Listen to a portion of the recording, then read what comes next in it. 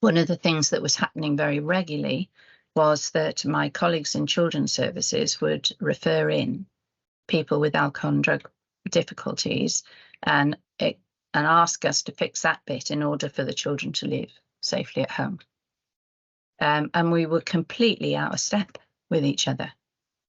You know, those are children's services that quite rightly were repeating often that it's the child's focus for them.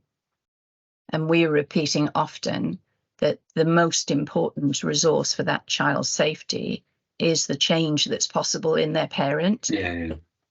Because it's not us. Ultimately, if that child's going to stay safe at home, it's the people around them that are going to make that possible. But there was this misinterpretation of the change, wasn't there? You know, for a lot of children and services, and you've also alluded to the criminal justice system, you know, so it would be the same for courts and judges. The interpretation of the change, particularly, you know, 20 years ago at some level, would have just been, well, stop taking the drugs and alcohol and everything will be all right.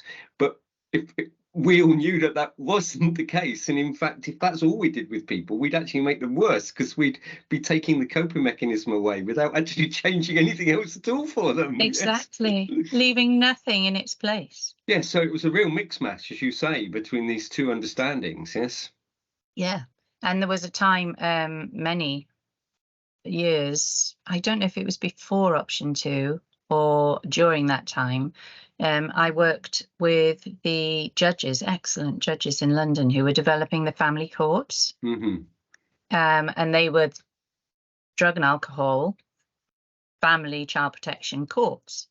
Yes. And I trained them, and they were so humble and open, and the results they got in their courts, because their court processes in the family situation became therapeutic themselves. You know, It was real listening and understanding. It wasn't telling off the social worker for not doing this, or you know, the drug and alcohol service for not responding, or any of those things that can happen if you're not careful.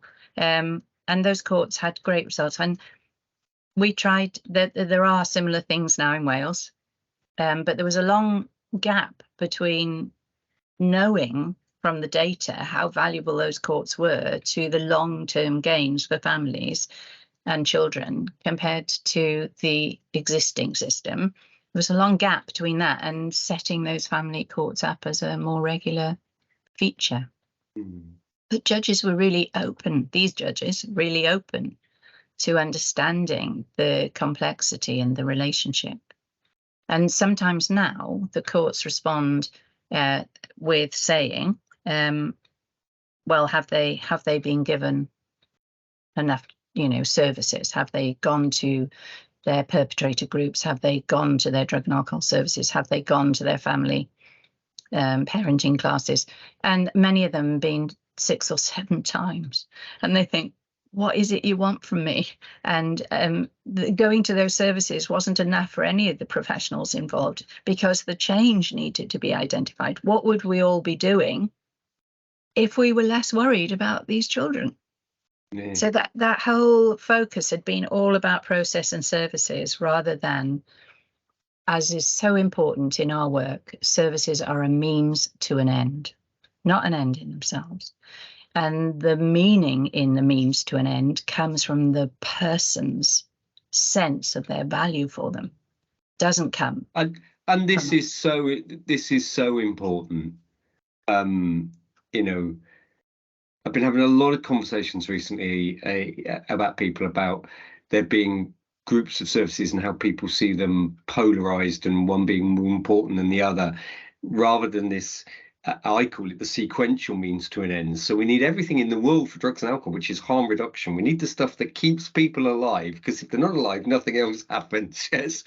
And then once they're alive, we need the crisis interventions that give them the chance to change. But that isn't the end. That's, you know, that isn't the end. That isn't the end in itself. Successful completion of treatment is not the end in itself. It's the opportunity to then do the third and final part, which is to really then make the change that's going to sustain and endure them. And, you know, you and I are talking that that's got different languages in different places, you know, but and it's like, too many people think, well, as long as this bit's done, it's somehow valid in itself, but it's just contributing to what the individuals or the families are doing. It's not inherent to itself, is it, at all? No, but how often does the commissioner want to know successful completion of treatment? Yes. To what end? What is actually happening after that? Where's the sustainability? You know, we invited in, when we did begin option 2, we invited longitudinal studies. Yeah. And that was about impact over time, generational change. Yeah. I remember that being really important, you know, and there aren't many pieces of work that have ever done that. You know, I mean, obviously one of the bigger, more national studies was the National Treatment Outcome Research Study, which had a massive impact in policy for a while, because it made that big statement in every £1 spent on treatment saved £5 somewhere else. But more generally, people weren't doing that piece of work, as you say, really.